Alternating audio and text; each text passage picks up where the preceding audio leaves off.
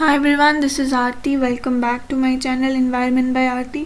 सो आज जो मैं वीडियो लेके आई हूँ वो बेसिकली है करंट एनवायरनमेंट इशू से पिछले मंथ जो एक्टिविटीज़ हुई हैं उसमें से एक सबसे इम्पॉर्टेंट हुई थी जो है conference of parties climate change पे जो मीटिंग होती है हर साल। तो वो 27th एडिशन की मीटिंग हुई थी शार्म एल शेख इजिप्ट में। उसके बारे में मैं बात करूंगी और उसके साथ जो भी रिलेटेड टॉपिक्स हैं जैसे UNFCCC के बारे में, क्लाइमेट चेंज हो गया, पेरिस एग्रीमेंट हो गया, ग्लासगो पैक्ट हो गया और कुछ एक्सट्रीम क्लाइमेट इवेंट्स जो 2022 की अभी तक जो हुई हैं उसके बारे में मैं डिस्कस करूंगी। जैसे पाकिस्तान के फ्लड्स हैं, ठीक है। तो बढ़ते हैं आगे। सबसे पहले तो सबसे रिक्वेस्ट है, प्लीज़ वीडियो को लाइक करें, शेयर करें और चैनल सब्सक्राइब करें जिन्होंने नहीं किया है। और दूसरा, आप मेरे साथ जुड़ सकते हैं टेलीग्राम पे भी। टेलीग्राम पे चैनल है एनवायरनमेंट बाय आरती, अगर आप सर्च करेंगे आप ज्वाइन कर सकते हैं और वहाँ पे मैं PDFs और लिंक्स जो है वो प्रोवाइड करती हूँ। उसके साथ साथ आप इंस्टाग्राम पे भी कनेक्ट हो सकते हैं। इंस्टाग्राम पे आप फॉलो कर सकते हैं मुझे, वहाँ पे भी मैं बहुत अपडेट्स जो हैं वो डालती हूँ, ठीक है। तो चलिए बढ़ते हैं आगे।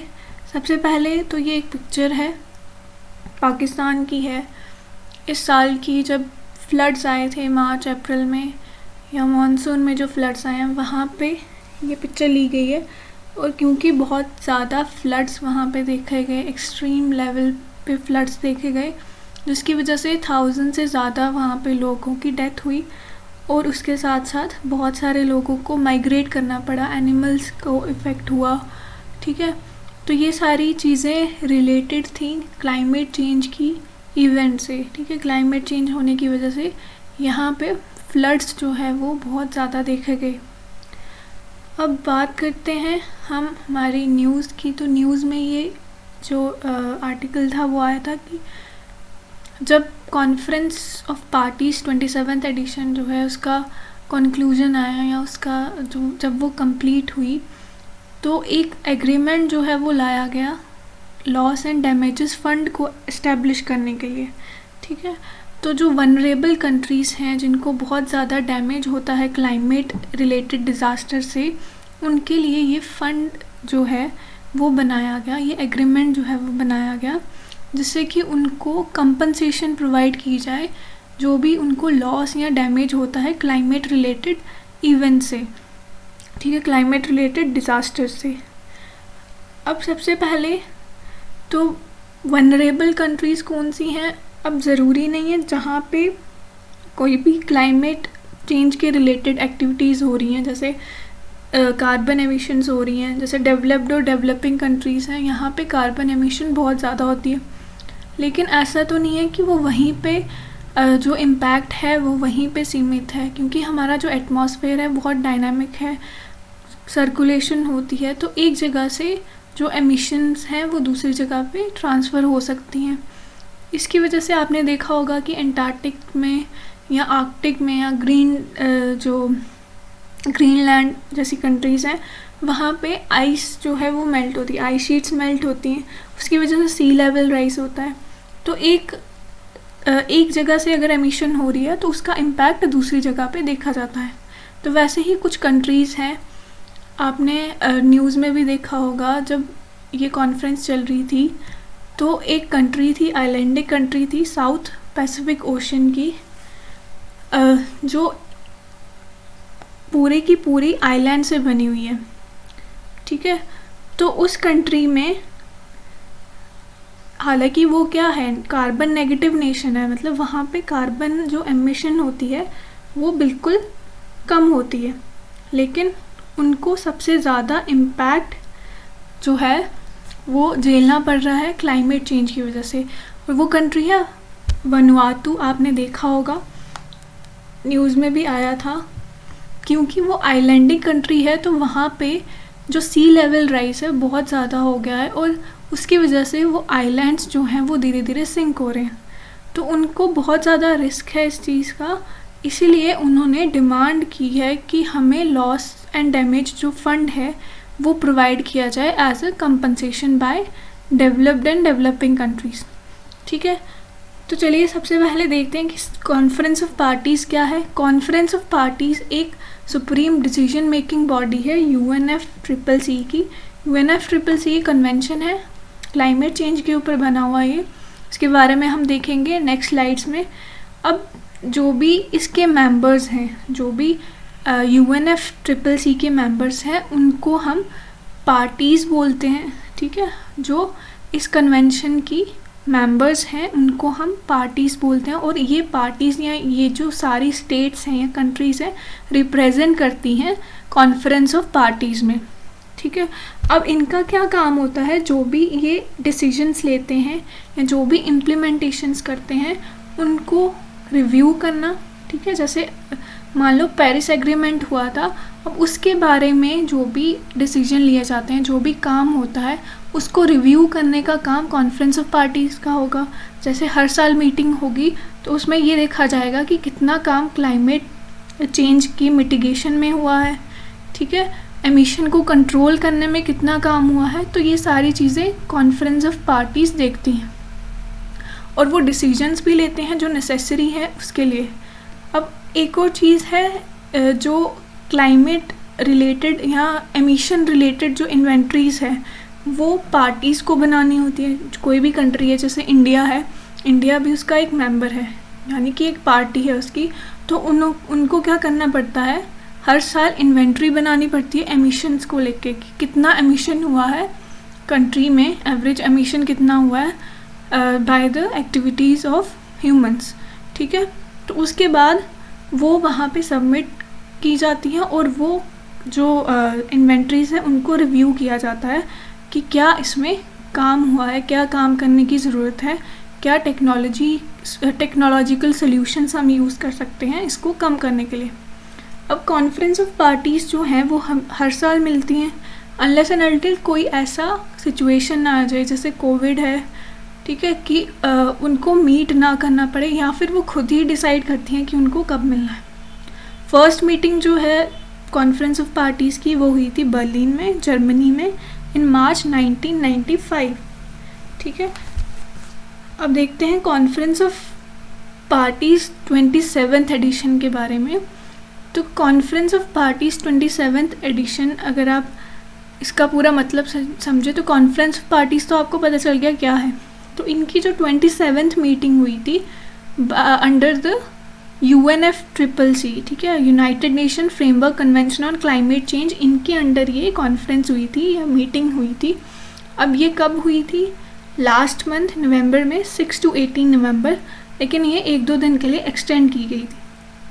अब ये कहाँ हुई थी, शार्म एल शेख, इजिप्ट में, ठीक है। अगर हम मैप पे देखें तो आपको वर्ल्ड के मैप पे यहाँ पे इजिप्ट दिखेगा अफ्रीकन कंट्रीज़ में, और इजिप्ट में शार्म एल शेख इस रीजन में है, ठीक है।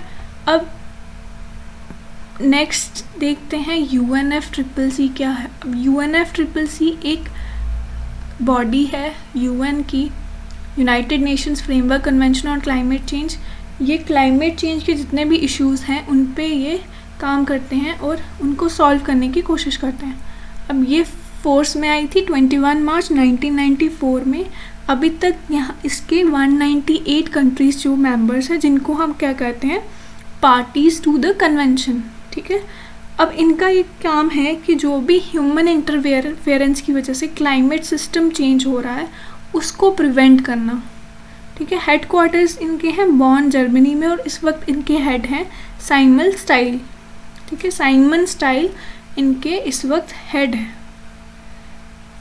अब आते हैं मेन जो इसमें मुद्दा है वो क्या है, लॉस एंड डैमेज, ठीक है।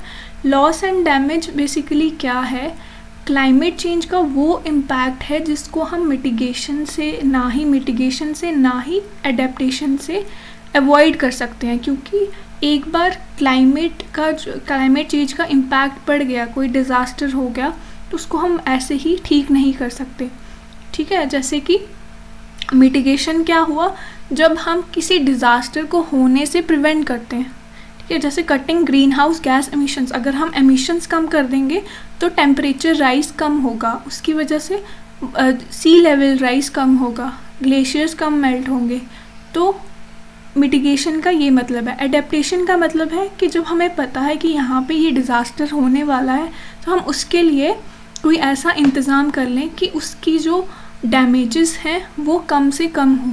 जैसे कि अगर हमें पता है कोई फ्लड प्रोन एरिया है तो वहाँ पे हम कुछ चेक डैम्स बना दें, या वहाँ पे हम चैनल्स अच्छे से मॉडिफाई कर दें कि जो वाटर है वो चैनलाइज हो सके, ड्रेन्स बना दें कि वाटर चैनलाइज हो, फ्लड्स ना आ पाए वहाँ पे, ठीक है, और अगर आए भी तो कम से कम डैमेज हो। तो ऐसे जो इम्पैक्ट्स हैं जिनको हम अवॉइड नहीं कर सकते, उस इम्पैक्ट को हम क्या बोलते हैं, लॉस एंड डैमेज। अब लॉस एंड डैमेज फंड क्या है? जब लॉस एंड डैमेज होगा तो वहाँ पे सिर्फ इकोनॉमिक लॉस ही नहीं होगा, उसके साथ साथ लाइवलीहुड्स का भी लॉस होगा, और प्रॉपर्टी का भी लॉस होगा, एनिमल्स या बायोडाइवर्सिटी लॉस होगा, वहाँ की कल्चरल जो इम्पोर्टेंस है उसका लॉस होगा।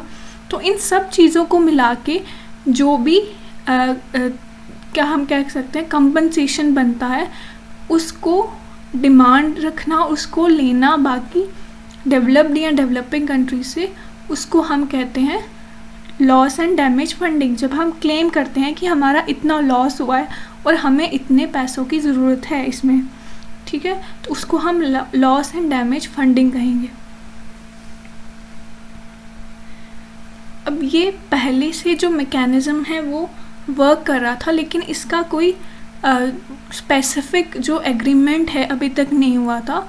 COP19 में वार्सो इंटरनेशनल मैकेनिज़्म इन्होंने क्या किया था, इस्टेब्लिश किया था लॉस एंड डैमेज के लिए, और इन्होंने ये चीज़ एक्नॉलेज की थी कि लॉस एंड डैमेज जो है वो एक इम्पैक्ट है क्लाइमेट का, ठीक है, और इसमें बहुत ज़्यादा चीज़ें हैं, वो सिर्फ एडेप्टेशन से हम सॉल्व नहीं कर सकते, ठीक है, इसके लिए हमें पैसा भी चाहिए, कंपनसेशन भी चाहिए। अब आइडिया जो है लॉस एंड डैमेज का फर्स्ट टाइम आया था 1991 में, when the alliance of small island states, ठीक है, AOSIS, ये जो अलायंस है इन्होंने डिमांड की थी कंपनसेशन के लिए पहली बार, ठीक है। अब आफ्टर 31 ईयर्स के बाद फाइनली जो conference of parties 27th session है वहाँ पे इसको रियलाइजेशन में लाया गया। उसके बाद 2013 में यूनाइटेड नेशंस ने एक एग्री किया था कि हम एक फॉर्मल फाइनेंशियल मैकेनिज़्म सेटअप करेंगे लॉस एंड डैमेज को टैकल करने के लिए, लेकिन वो एक जो क्या कह सकते हैं हम, एक प्रॉपर मैकेनिज़्म नहीं था। अभी तक जो काम था वो डोनेशन बेस्ड चल रहा था, ठीक है। जैसे अगर कहीं पे कोई डिज़ास्टर हो रहा है, किसी कंट्री में डिज़ास्टर हो रहा है, तो बाकी कंट्रीज़ अपने लेवल पे वॉलंटरली क्या करेंगी, डोनेशंस देंगी, उनको हेल्प करेंगी। तो बेसिकली कोई ऐसा जैसे वर्ल्ड बैंक के थ्रू या किसी और ऑर्गेनाइजेशन के थ्रू जो फाइनेंशियल मैकेनिज़्म है वो नहीं चलाया जा रहा था, लेकिन अब जो है वो एक फाइनेंशियल मैकेनिज़्म सेटअप किया गया COP27 में। अब जब ओपनिंग हुई थी COP27 में, तो ग्यूटरेस और पाकिस्तान के प्रेसिडेंट ने एक जॉइंट स्टेटमेंट दिया कि अगर आपको लॉस एंड डैमेज के बारे में कोई डाउट है तो आप पाकिस्तान में जाइए, वहाँ पे आपको लॉस दिखेगा, क्योंकि वहाँ पे फ्लड्स से बहुत ज़्यादा डैमेज हुआ था और बहुत ज़्यादा लाइवलीहुड्स का भी लॉस हुआ था, ठीक है।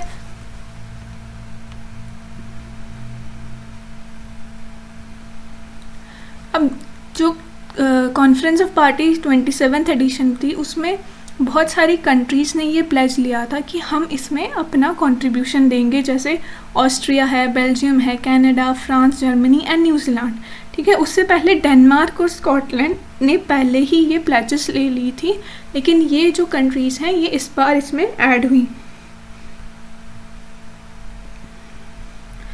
अब बाकी जो मेजर आउटकम्स हैं इस कॉन्फ्रेंस के वो क्या हैं वो देखते हैं। सबसे पहले तो शार्म एल शेख इम्प्लीमेंटेशन प्लान, ठीक है, ये लाया गया। तो इसमें ये डिसीजन लिया गया, इसमें ये हाईलाइट किया गया कि अगर हमें ग्लोबली इकोनॉमीज़ को लो कार्बन इकोनॉमी बनाना है तो उसके लिए हमें इन्वेस्टमेंट चाहिए होगी।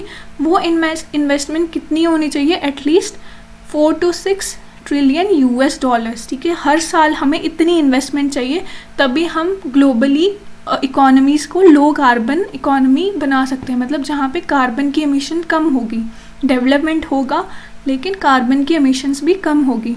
दूसरा टेक्नोलॉजी, अब इन्होंने इस कॉन्फ्रेंस में एक 5 ईयर प्रोग्राम लॉन्च किया जिसमें जो क्लाइमेट चेंज के लिए टेक्नोलॉजिकल सॉल्यूशंस हैं उनको इम्प्लीमेंट किया जाएगा डेवलपिंग कंट्रीज़ में। जैसे एयर पोल्यूशन को हम देखते हैं तो एयर पोल्यूशन में हम कुछ डिवाइसेस, कंट्रोल डिवाइसेस यूज़ कर सकते हैं जो डेवलपिंग कंट्रीज सारी अफोर्ड नहीं कर सकती, लेकिन इन्होंने इस कॉन्फ्रेंस में इस चीज़ को प्रमोट करने के लिए बात की।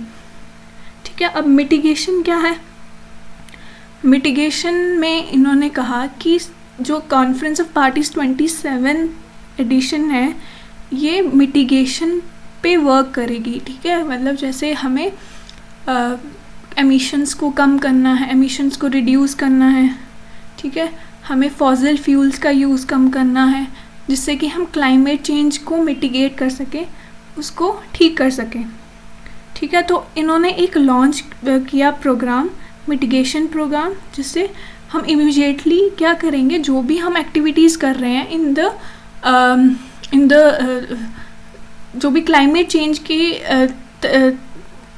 की मिटिगेशन की जो हम प्रैक्टिसेस कर रहे हैं या जो भी काम कर रहे हैं, एक्टिविटीज़ कर रहे हैं, वो उनको स्केल अप करने का काम इन्होंने इमीडिएटली करने को कहा कि जो भी कंट्रीज़ इस वे में काम कर रही हैं तो वो ये जो अपनी एक्टिविटीज़ हैं उनको स्केल अप करें। ठीक है, अब ये जो प्रोग्राम है ये इमीडिएटली स्टार्ट होगा मीटिंग के बाद ही इन्होंने कहा, और ये कंटिन्यू करेगा 2030 तक।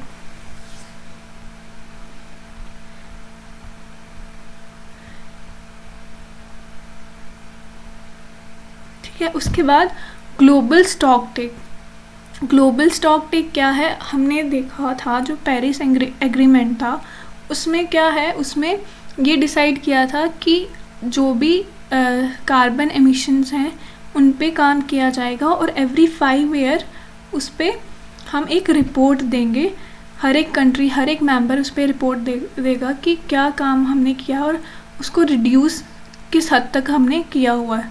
तो पहले तो जो भी कंट्रीज़ थी उन्होंने ये रिस्पॉन्सिबिलिटी ली थी।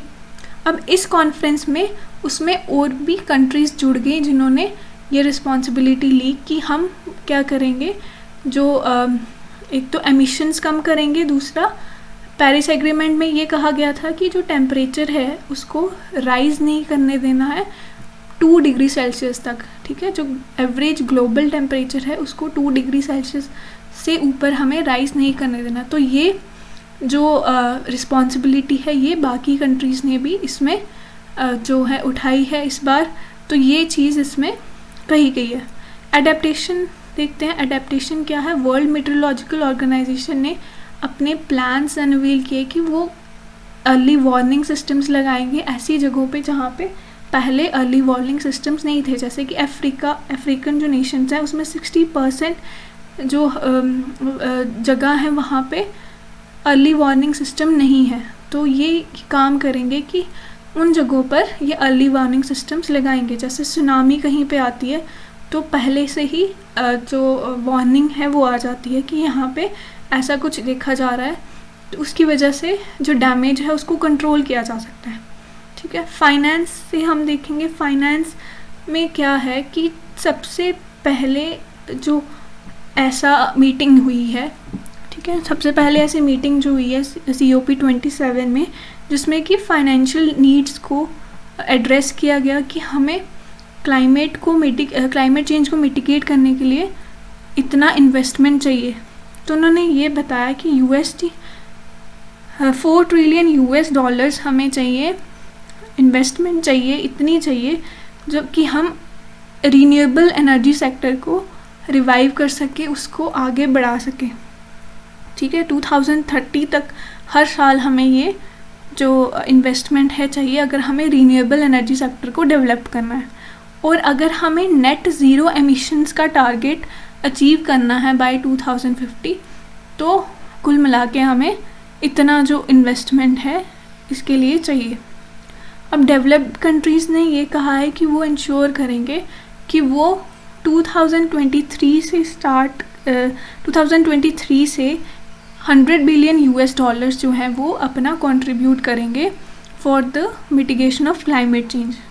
ठीक है, अब जो COP27 है, इन्होंने जो फाइनेंशियल इंस्टीट्यूशंस हैं जैसे वर्ल्ड बैंक है, इनको ये अर्ज किया कि वो अपने प्रोसीजर्स को सिंप्लीफाई करे थोड़ा, कि डेवलपिंग कंट्रीज़ के लिए इजी हो जाए, जो भी क्लाइमेट एक्शंस के लिए फंड्स आते हैं उनको एक्सेस करना। ठीक है, अब देखते हैं क्लाइमेट चेंज क्या है।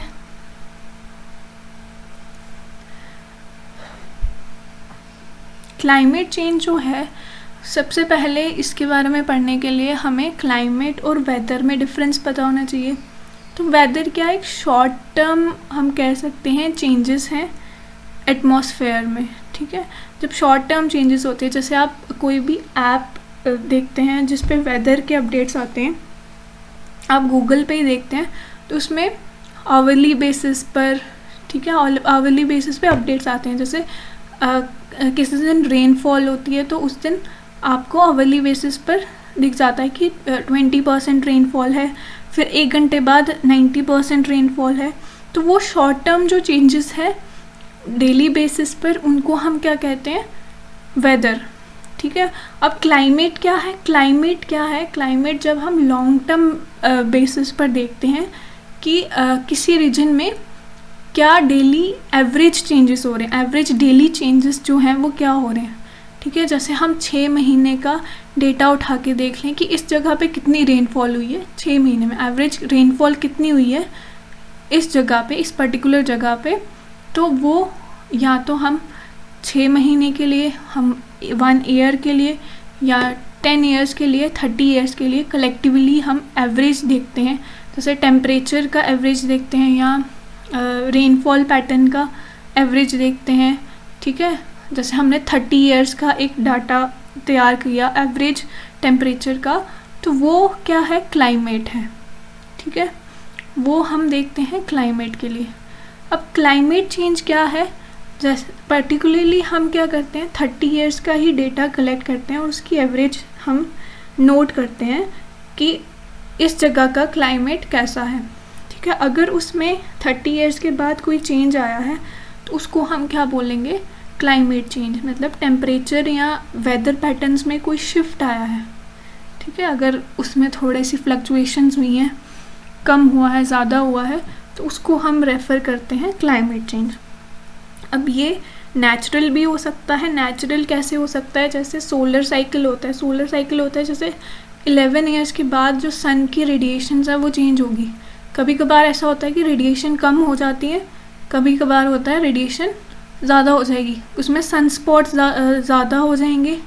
अगर रेडिएशन ज़्यादा है मतलब सन स्पॉट्स ज़्यादा हो गए, अगर रेडिएशन कम है मतलब स्पॉट्स कम हो गए। ठीक है, उसकी वजह से जो टेम्परेचर है वो फ्लक्चुएट करेगा अर्थ पे।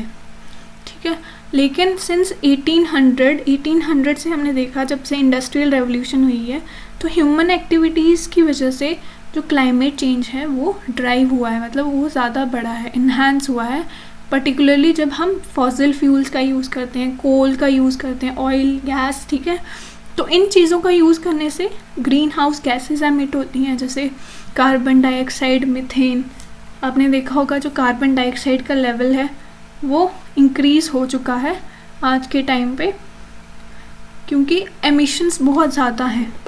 ठीक है, अगर व्हीकल्स की बात करें, फैक्ट्रीज़ की बात करें, तो बहुत ज़्यादा एंथ्रोपोजेनिक एक्टिविटीज़ हो रही हैं। फॉसिल फ्यूल्स का बहुत यूज़ हो रहा है, कोल का बहुत यूज़ होता है इलेक्ट्रिसिटी प्रोड्यूस करने के लिए, जिसकी वजह से ये गैसेस एमिट होती हैं। अब जब ये गैसेस एटमॉस्फेयर में जाती हैं तो ये हीट को एब्जॉर्ब करती हैं, जो सोलर रेडिएशंस आती हैं अर्थ पे उनको ये एब्जॉर्ब कर लेती हैं, जिससे टेम्परेचर क्या हो जाता है, इंक्रीज़ होता है। ठीक है, अब ये देखा गया है कि ग्रीन हाउस गैस की जो कंसंट्रेशन है वो इन सालों में 2 मिलियन ईयर्स में क्या हो गई है सबसे ज़्यादा। अगर ये 2021 का डेटा है जहाँ पे देखा गया कि 2 मिलियन ईयर्स की सबसे ज़्यादा जो कंसंट्रेशन है वो इस साल यहाँ पे देखी जा रही है। ठीक है, और एमिशंस कॉन्टीन्यूसली बढ़ रही हैं, कम नहीं हो रही। तो अर्थ का जो टेम्परेचर है, एवरेज टेम्परेचर है, वो बढ़ गया है अबाउट 1.1 डिग्री सेल्सियस। तो वो ये वार्म, हमारा जो अर्थ है वो वार्म हो गया है एज़ कम्पेयर टू प्रीवियस जो क्लाइमेट हमारा था अर्थ का। ठीक है, तो लास्ट डेकेड जो था 2011 से 2020 का, वो सबसे वार्मेस्ट रिकॉर्ड किया गया। ठीक है, जिसकी वजह से बहुत सारे ग्लेशियर्स मेल्ट हुए, आइस शीट्स डिसइंटीग्रेट हुई। ठीक है, अब कॉन्सिक्वेंसेस क्या क्या होते हैं इसके, आपने देखा होगा कहीं पे इंटेंस ड्रॉट्स हैं। ठीक है, कहीं पे इंटेंस ड्रॉट्स है, सूखा बढ़ रहा है कहीं पे बहुत ज़्यादा, कहीं पे वाटर की स्कैरसिटी बहुत ज़्यादा है, पानी बिल्कुल कम हो गया है, ग्राउंड वाटर लेवल बिल्कुल नीचे चला गया, या तो कहीं पे सूख ही गया है। फायर्स देखी जा रही हैं, ऑस्ट्रेलिया में आपने देखा होगा बहुत ज़्यादा फायर्स इन सालों में आपने देखी होंगी। वाटर लेवल राइज हो रहा है, सी लेवल राइज हो रहा है, फ्लडिंग आ रही है, जैसे पाकिस्तान की एग्जांपल है। ठीक है, फ्लड्स आ रहे हैं, मेल्टिंग पोलर आइस, जो पोलर आइस है वो मेल्ट हो रही है। कैटास्ट्रॉफिक स्टॉर्म्स टॉर्नेडोज, ये आप देख रहे हैं बहुत सारे डिवास्टेटिंग, जिसमें बहुत ज़्यादा डिस्ट्रक्शन हो रही है, वो आपको देखने को मिलेंगे। और बायोडाइवर्सिटी धीरे धीरे डिक्लाइन हो रही है। ठीक है, अब जो UNFCCC है, इन्होंने एक 9 टिपिंग पॉइंट्स दिए हैं, मतलब क्या जो सबसे ज़्यादा चेंजेस होने वाले हैं, 9 ऐसे इरिवर्सिबल चेंजेस होने वाले हैं अर्थ पे, जो किसकी वजह से, टेम्परेचर इंक्रीज होने की वजह से होंगे। जैसे सबसे पहले है ग्रीनलैंड आइस शीट डिसइंटीग्रेशन। ठीक है, जो ग्रीनलैंड, क्योंकि वहाँ पे बहुत ज़्यादा आइस शीट्स आपको देखने को मिलेगी, एक वहाँ पे आपको थ्रू आउट द एयर क्या दिखेगी, स्नो दिखेगी, तो वो धीरे धीरे डिसइंटीग्रेट हो रहा है। फिर परमाफ्रॉस्ट लॉस क्या है, जो भी वाटर जमा हुआ होता है जैसे टुंड्रा में, ट्यागा में, ठीक है, वहाँ पे क्योंकि कार्बन एमिशंस बहुत बढ़ रहे हैं, तो एटमॉस्फेयर बहुत वार्म हो गया है, उसकी वजह से ये जो परमाफ्रॉस्ट है वो कम दिखा जा रहा है, क्योंकि आइस जो है, स्नो जो है, वो मेल्ट हो जाती है। फिर Atlantic meridional overturning circulation breakdown, तो जब ये थोड़ा सा हम कह सकते हैं ऐसी इवेंट्स हो जाती हैं, कहीं पे वार्म एटमॉस्फेयर हो रहा है, कहीं पे कूल एटमॉस्फेयर हो रहा है, तो उसकी वजह से सर्कुलेशन, जो विंड सर्कुलेशन है या ओवरटर्निंग में, क्योंकि आप देखते हैं इक्वेटर से वार्म एयर जाती है और पोल से कूल एयर आती है अर्थ में, तो ऐसे सर्कुलेशन होती रहती है। ठीक है, इक्वेटर से जाती है वार्म एयर पोल्स की तरफ और पोल से कूल एयर आती है इक्वेटर की तरफ। तो जब थोड़ा सा शिफ्ट हो गया, जब टेम्परेचर थोड़ा सा वार्म हो गया, उसकी वजह से वो सर्कुलेशन जो है उसमें डिस्टर्बेंस आ गया है। बोरियल फॉरेस्ट शिफ्ट कौन से, जो टुंड्रा और ट्यागा, जहाँ पे क्या होता है, बहुत हम कह सकते हैं स्नो रहती है हमेशा, और वहाँ के जो फॉरेस्ट है उसमें शिफ्ट आ रहा है, क्योंकि आइस स्नो मेल्ट हो रही है, तो फॉरेस्ट में, वहाँ की वेजिटेशन में थोड़ा सा शिफ्ट देखा गया। उसके बाद कोरल रीफ डाई ऑफ। अब जो कोरल रीफ होते हैं सी में, ठीक है, उनको एक स्पेसिफिक टेम्परेचर चाहिए होता है थ्राइव करने के लिए, या अपना जो ज़िंदगी है वो गुजारने के लिए, लेकिन थोड़ा सा जो टेम्परेचर है वो वार्म हो गया, उसकी वजह से उनकी डेथ जो है, रैंडम डेथ आप देख रहे हैं, बहुत ज़्यादा जल्दी उनकी डेथ हो रही है। ठीक है, अब इंडिया में मॉनसून जो आता है उसमें भी शिफ्ट देखा गया है। ठीक है, क्योंकि जब टेम्परेचर वार्म हो गया, एयर सर्कुलेशन जब डिस्टर्ब हो गया, तो उसमें बहुत सारी चीज़ें जो हैं वो डिस्टर्ब हो जाएंगी, तो मॉनसून भी उसमें शिफ्ट हो देखने को मिल रहा है, क्योंकि कार्बन डाइऑक्साइड की एमिशंस जो हैं वो बहुत ज़्यादा हैं। ठीक है, कहीं पे ड्रॉट्स देखे जा रहे हैं, जहाँ पे बारिश होती थी पहले वहाँ पे ड्रॉट्स आ गए, और कहीं पे जहाँ पे रेनफॉल की इंटेंसिटी कम होती थी वहाँ पे इंटेंसिटी एकदम से बढ़ गई। ठीक है, तो कहीं पे वेट ज़्यादा हो रही हैं, फ्लड्स आ रहे हैं, जैसे आपने असम फ्लड्स देखे होंगे। ठीक है, रेनफॉल की इंटेंसिटी बढ़ गई, रेनफॉल का जो पैटर्न है वो चेंज हो गया, कहीं पे मतलब जैसे 15 डेज़ में रेनफॉल होती थी वो 1-2 दिन में ही होके क्या हो जाता है, फ्लड्स आ जाते हैं। ठीक है, इंटेंसिटी बढ़ गई, ड्यूरेशन जो है वो कम हो गई। ठीक है, इंटेंसिटी बढ़ गई है क्योंकि ड्यूरेशन जो है वो कम हो गई। अब और साथ में वेस्ट अफ्रीकन मानसून शिफ्ट, जो वेस्ट अफ्रीका का मानसून है वहाँ पे भी शिफ्ट देखने को मिलेगा। ये चेंजेस इरिवर्सिबल है क्योंकि एक बार ये क्लाइमेट थोड़ा सा चेंज हो गया, उसको वापस वैसा बनाना बहुत मुश्किल है। West Antarctic ice sheet disintegration, जो एंटार्क्टिक में आइस शीट्स हैं उनका भी डिसइंटीग्रेशन देखा जा रहा है, जिसकी वजह से सी लेवल राइज हो रहा है। अमेज़न फॉरेस्ट जो है, रेन फॉरेस्ट जो है, सबसे ज़्यादा जो कार्बन सिंक माना जाता था किसी टाइम में, जहाँ पे कार्बन जो है वो एब्जॉर्ब करते थे ये फॉरेस्ट, लेकिन आज के टाइम पे ये इनकी डेथ हो रही है धीरे धीरे, जिसकी वजह से ये अब उतना कार्बन जो है वो सिंक नहीं कर पाते। ठीक है, जिसकी वजह से बायोडाइवर्सिटी लॉस होगा। ठीक है, अब हम एक कह सकते हैं कि हम मास एक्सटिंक्शन की तरफ बढ़ रहे हैं। ठीक है, अगर ये सारी चीज़ें एकदम से हो जाती हैं तो हमारा अर्थ पे रहना बहुत मुश्किल हो जाएगा। नेक्स्ट देखते हैं, अब यूएन की जो रिपोर्ट्स आती हैं, ठीक है, जैसे आईपीसीसी अपनी रिपोर्ट्स देता है हर साल, तो उसमें ये बताया गया कि अगर 1.5 डिग्री सेल्सियस के ऊपर जो क्लाइमेट जो टेम्परेचर है, ग्लोबल टेम्परेचर है, वो राइज होता है तो उसमें बहुत वर्स्ट क्लाइमेट इम्पैक्ट्स देखने को मिलेंगे और हमारा जो क्लाइमेट है वो लिवेबल नहीं रहेगा। ठीक है, लेकिन जो हमारी करंट पॉलिसीज़ हैं, करंट हमारे जो वर्क हैं, जो एमिशंस हैं, जो पोल्यूशन है, उसको देखते हुए ऐसा लगता है कि जो टेम्परेचर है by the end of century 2.8 degree Celsius तक पहुंच जाएगा। वो बहुत ही डिवास्टेटिंग होगा, वो हमारे लिए रहने लायक ही नहीं बचेगा, जो अर्थ है हमारी रहने लायक ही नहीं बचेगी, इतना ज़्यादा टेम्परेचर हो जाएगा। ठीक है, अब अगर हम देखें क्लाइमेट रिस्क, ये WWF की एक रिपोर्ट आई थी जिसमें ग्लोबल वार्मिंग का कंपैरिजन किया गया। अगर 1.5 डिग्री सेल्सियस टेम्परेचर जो हमारा राइज हो जाता है अर्थ का वर्सेस 2 डिग्री सेल्सियस, अगर 1.5 डिग्री सेल्सियस रहता है उसमें क्या जो इम्पैक्ट्स पड़ेंगे वो इसमें कंपेयर किए गए हैं 2 डिग्री सेल्सियस के जो इम्पैक्ट्स होंगे उससे। तो अगर देखा जाए वेदर जो होगा एक्सट्रीम होगा, 1.5 पे भी एक्सट्रीम होगा, 2 डिग्री सेल्सियस पे भी एक्सट्रीम होगा, लेकिन उनका लेवल जो है 2 डिग्री सेल्सियस पे बहुत ज़्यादा बढ़ जाएगा। अब अगर 1.5 डिग्री सेल्सियस होगा तो 100% इंक्रीज इन फ्लड रिस्क, इतना रिस्क फ्लड्स का होगा। अगर 2 डिग्री सेल्सियस पे देखेंगे तो 170% डिग्री इंक्रीज होगा फ्लड रिस्क। ठीक है, स्पीशीज़ जो होंगे 6% इंसेक्ट्स, 8% प्लांट्स, 4% वर्टिब्रेट्स, ये सब इफ़ेक्ट होंगे। और 2 डिग्री सेल्सियस पे 18% इंसेक्ट्स, 16% प्लांट्स और 8% वर्टिब्रेट्स अफेक्ट होंगे।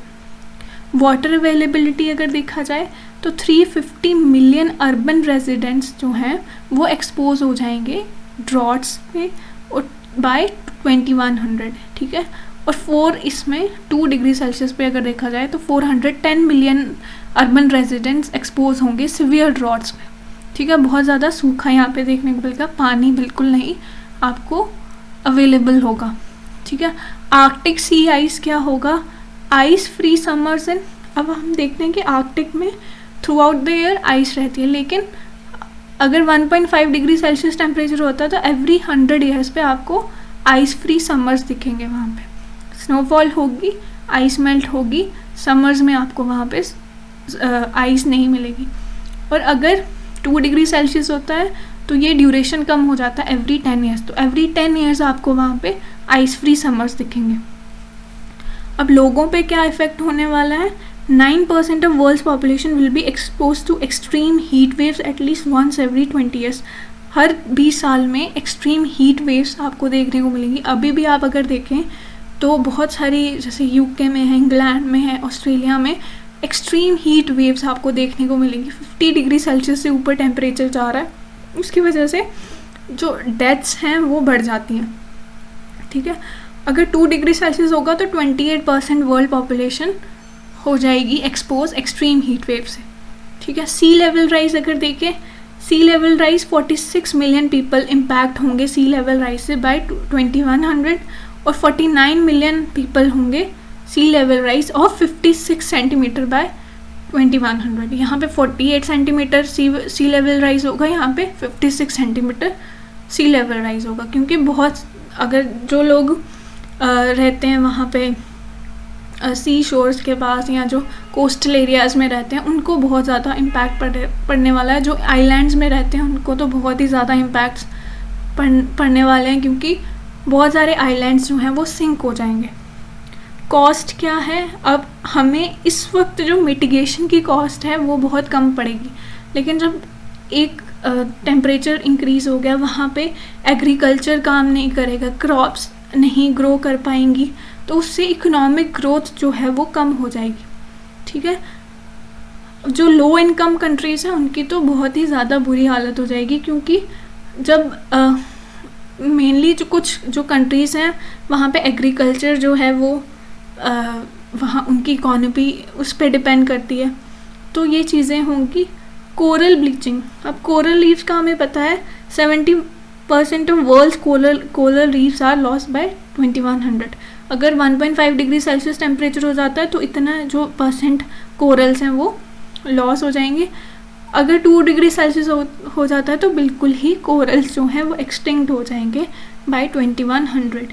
अब फूड सिक्योरिटी सबसे बड़ी चीज़ जो है, क्योंकि अगर क्रॉप्स अच्छे से नहीं उगेंगी, क्रॉप यील्ड्स नहीं होंगी, तो जो फूड की एक प्रॉब्लम, एक फूड सिक्योरिटी में प्रॉब्लम आने वाली है।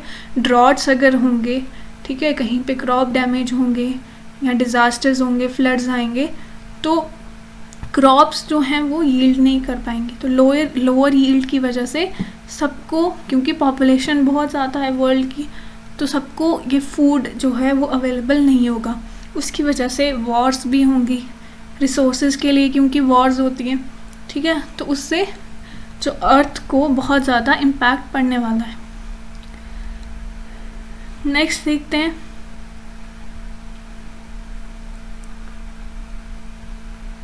Extreme climate events of 2022। तो उसमें सबसे पहले पाकिस्तान की मैंने बात की थी पहले भी, तो पाकिस्तान में सबसे ख़तरनाक फ्लड्स आए थे 2022 में। तो वर्ल्ड मीटरोलॉजिकल डिपार्टमेंट ने ये साइट किया था कि human climate change likely increased the intense rainfall that flooded large parts of Pakistan. तो जो फ्लड्स वहाँ पे आए थे वो किस वजह से आए, क्योंकि इंटेंस रेनफॉल हुआ। किस वजह से, क्योंकि ह्यूमन कॉज्ड क्लाइमेट चेंज वहाँ पे उसका इम्पैक्ट देखा गया, ठीक है।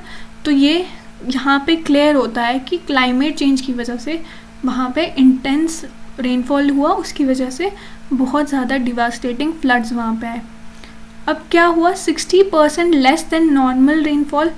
मार्च के मंथ में क्या हुआ कि 62% लेस रेनफॉल हुई एवरेज से, और उसके बाद बहुत ही वार्म अप्रैल वहाँ पे देखा गया मॉनसून से पहले। तो बहुत ज़्यादा हीट वेव्स वहाँ पे आए, उसकी वजह से ग्लेशियर्स मेल्ट हुए। पहले से ही क्या हुआ, रिवर्स का लेवल जो है वो राइज हो गया, ठीक है। उसकी वजह से पहले ही जो फ्लड लाइक सिचुएशन बन रही थी, लेकिन उसके बाद बहुत ज़्यादा एक्सट्रीम रेनफॉल आया, उससे क्या हुआ, फ्लड्स जो हैं वो इंक्रीज़ हो गए, ठीक है।